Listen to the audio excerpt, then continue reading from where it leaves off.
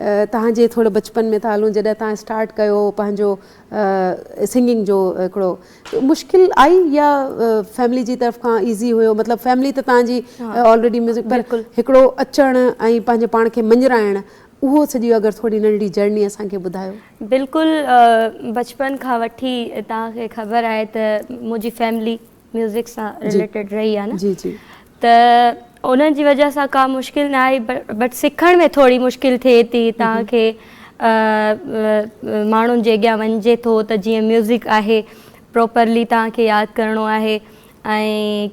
किथे म्यूज़िक खे छॾिणो आहे किथे खणणो आहे सो इहा मुश्किल हुई बाक़ी माण्हुनि जे तरफ़ां अल्हम्दुलिल्लाह शुरू खां वठी प्यारु मिलियो आहे कुर्ब मिलिया आहिनि ऐं मां सिंध वासियुनि जी निहायत शुक्रगुज़ार आहियां जिन्हनि मूंखे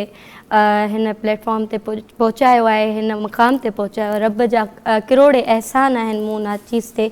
ऐं तव्हां भेनरूं गॾु आहियो त इंशाअल्लाह अॻिते बि इहे ई उमेदूं आहिनि। नंढड़ी निमाणी प्यारी असांजी फनकार आहे अलाह साईं हिननि खे अञा बि रंग लाए मालिक साईं तव्हांखे अञा बि वधो वधि करे ऐं मुंहिंजी मां इहो बि ॿुधाईंदी हलां त इन में वॾे में वॾो हथु मुंहिंजी ॾाॾी जो आहे।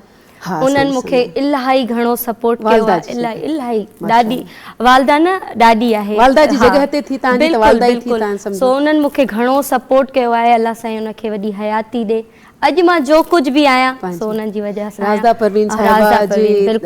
ज़रूरु ॻाल्हि कबी त उन्हनि पंहिंजे हिकिड़े टाइम ते ॾाढो ज़बरदस्त परफॉर्म कयो पर वरी पंहिंजो उहो फ़न ऐं हुनर पंहिंजो औलाद में विझणु उहो वॾी ॻाल्हि आहे।